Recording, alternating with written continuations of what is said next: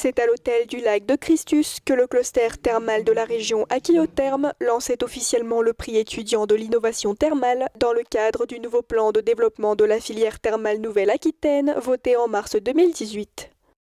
Un bon moyen de donner une image moderne du thermalisme tout en suscitant des vocations dans le thermalisme médicalisé chez les étudiants.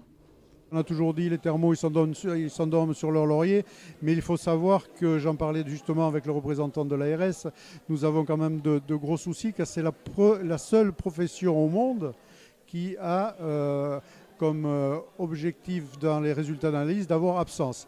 18 ans après, on s'aperçoit que dans les analyses, on trouve des choses qui n'existaient pas avant.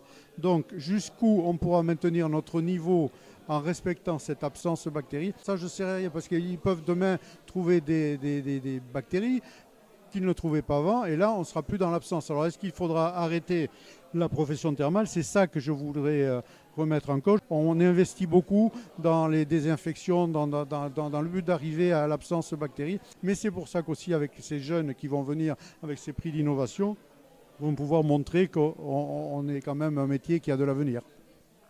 Au total, 14 équipes composées de 3 à 6 lycéens ou étudiants majeurs de premier, deuxième ou troisième cycle vont prendre part à cette compétition et devront choisir parmi 4 défis celui sur lequel ils souhaitent travailler, tout en étant accompagnés par des professionnels du thermalisme. On a notre premier défi qui est le défi programme santé et nutrition. Le deuxième, modernisation des établissements thermaux. Le troisième défi, c'est imagine la communication thermale de demain.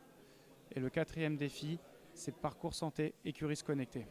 Donc dans chacun de ces défis, on va laisser globalement carte blanche aux étudiants pour nous proposer leurs idées pour faire évoluer le thermalisme et trouver des solutions justement à ces problématiques. Ils ont un listing de contacts qui leur est mis à disposition, des chefs d'entreprise, des responsables de pépinières, des directeurs d'office de tourisme, puisque le thermalisme englobe un panel de secteurs d'activité assez large. Donc on a voulu aussi avoir un panel de professionnels assez diversifié. Et donc, du coup, on a choisi le défi 3 qui consiste donc pour ce qui est d'innover. On va innover les termes de Dax. On s'est dit on est jeune et que pour innover il faut imaginer et puis pour imaginer il faut être jeune. Alors on s'est dit qu'on était un bon public pour ça. Et après voilà, on a fait un BTS gestion maîtrise de l'eau mais on s'y connaît vraiment pas en termes, donc on s'est dit on a un regard totalement neuf. Donc voilà, c'est le sujet qui nous a paru le plus évident. À l'issue du concours, les étudiants devront proposer leur projet à un jury composé de 6 membres aux profils différents qui choisiront une équipe vainqueur par défi. Puis la remise officielle des prix aura lieu le 15 novembre lors des Journées nationales du thermalisme à Dax.